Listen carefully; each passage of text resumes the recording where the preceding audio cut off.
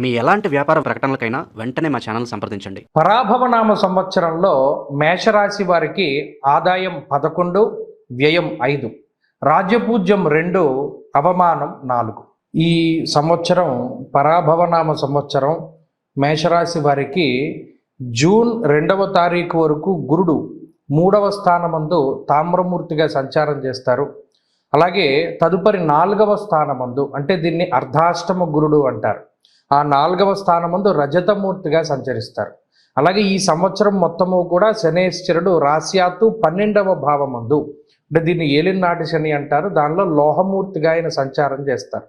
అలాగే రాహుకేతువులు ఈ సంవత్సరం చివరిలో అనగా డిసెంబర్ 8వ తారీఖు వరకు కూడా 11, 5వ స్థానాల్లోనూ, ఆ తదుపరి 10, 4వ స్థానాల్లోనూ లోహమూర్తులుగానే సంచరించబోతూ ఉన్నారు. ఈ మూర్తిత్వాలు ఏంటి అంటే 4 రకాలుగా ఉంటాయి. ప్రతి మూర్తి ఒక రకమైనటువంటి ఫలితాన్ని ఇస్తూ ఉంటాడు. సరే, మరి ఈ సంవత్సరంలో మేషరాశి వారి యొక్క స్థితి గనక చూస్తే గురుబలం అనేటువంటిది చాలా తక్కువగా ఉన్నది. ఎందుకంటే తృతీయ, చతుర్థ స్థానాల్లో గురుడు సంచరించడం వల్ల ఆ గురుబలం అంత విశేషించి ఉండదు. అలాగే ఏలినాటి శని యొక్క స్థితి 12వ భావమందు ఉన్నది.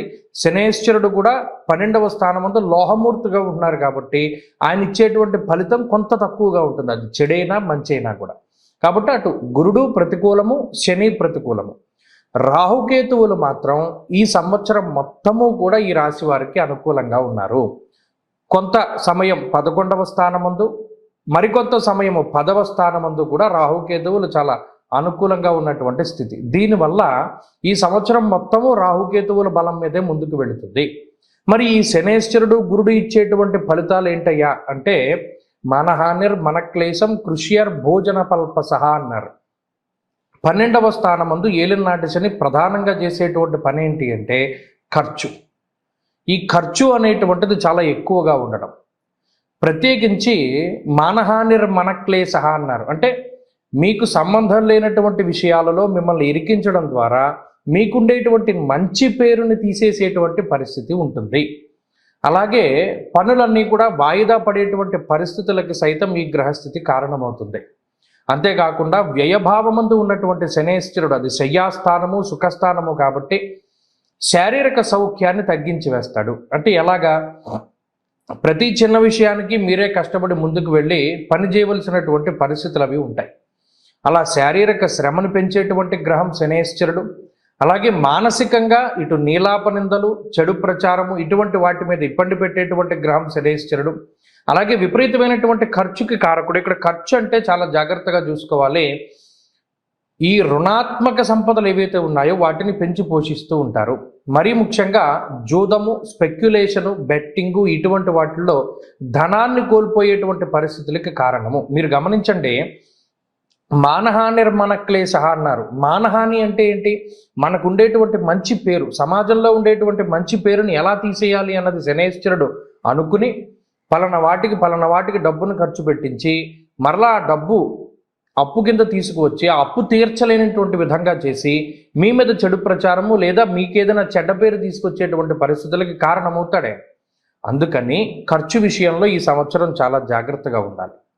అలాగే స్థానచలనానికి అవకాశం ఉంటుంది, ఇది ప్రధానమైనటువంటి విషయం.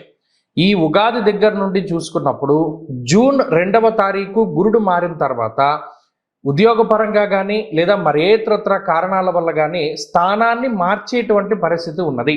ఇక్కడ స్థాన మార్పు అంటే ఇది ఇల్లు మారడం దగ్గర నుండి, ఉద్యోగం మారడం దగ్గర నుండి, దేశం మారడం దగ్గర వరకు కూడా ఇది అన్వయం అవుతుంది.